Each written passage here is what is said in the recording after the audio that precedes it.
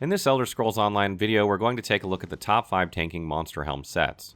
There are many great Tanking Monster Helms players can use in SO, but we've managed to rank only the best of the best. Watch on to find out what they are. In order to select the top 5 Tanking Monster Helm sets, we had to establish criteria that allow us to categorize them. For the purposes of this video, we've taken the following into consideration. PvE. How well does this set perform in group dungeons, trials, and even Maelstrom Arena? PvP. How well does this set perform in Cyrodiil and Battlegrounds? One Piece bonus. How good is the One Piece bonus for a tank? Acquisition. How hard is it to get this Monster Helm set? Note that we've given each set a score for both PvE and PvP, and this is used to calculate the overall ranking of the set. We take the One Piece bonus into consideration only when the two sets have the same combined PvE and PvP value. Difficulty to acquire is only factored in the event that two sets have a combined PvE plus PvP score, and they share the same One Piece bonus score.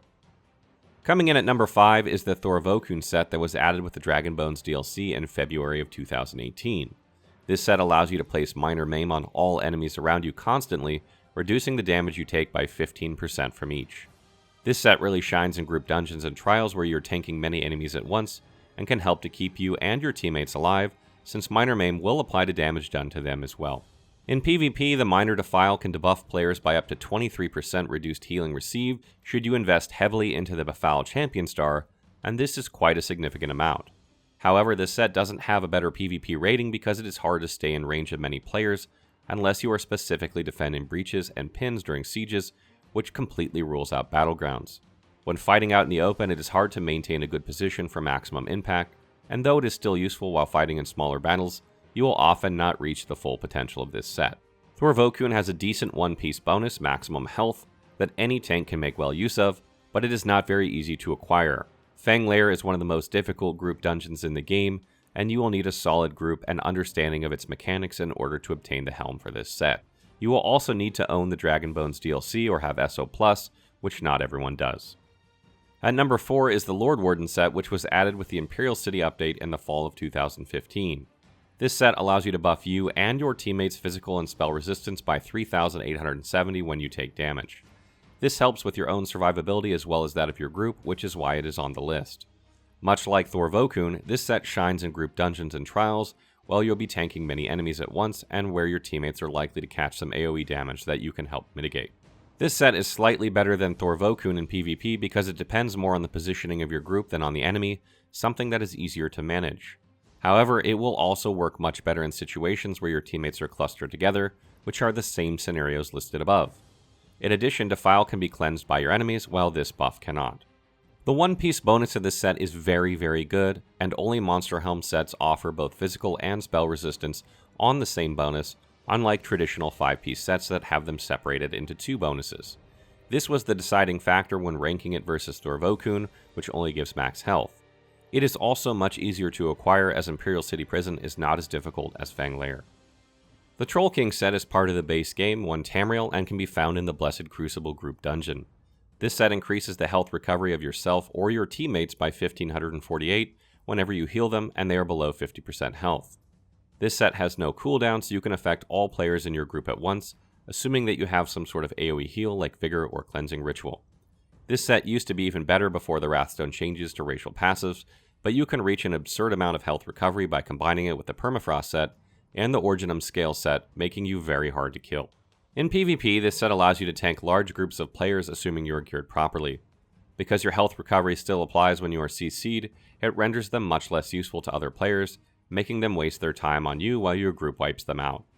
Both health potions and the Healthy Champion Star increase health recovery by a percentage, so be sure to use these when making such a setup.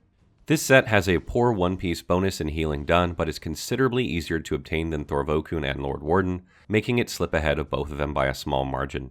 If getting a solid group together to run dungeons is not an issue for you, I'd go for one of the above 2 sets instead, unless you are specifically going for a health recovery build. At number 2, we have the brand new Symphony of Blade set that just launched with the Wrathstone DLC yesterday. This set gives another player in your group the equivalent of 1,550 magic or stamina recovery over 18 seconds whenever you heal them when they are under 50% of their primary resource. They gain these resources over 6 seconds though, and then the set is on cooldown for another 12, making the resource return rather rapid. This helps alleviate resource management in your group, increasing DPS and making your job easier because things that are dead don't need tanking. This set will be abused for sure by stamina DPS and Templar groups in Battlegrounds.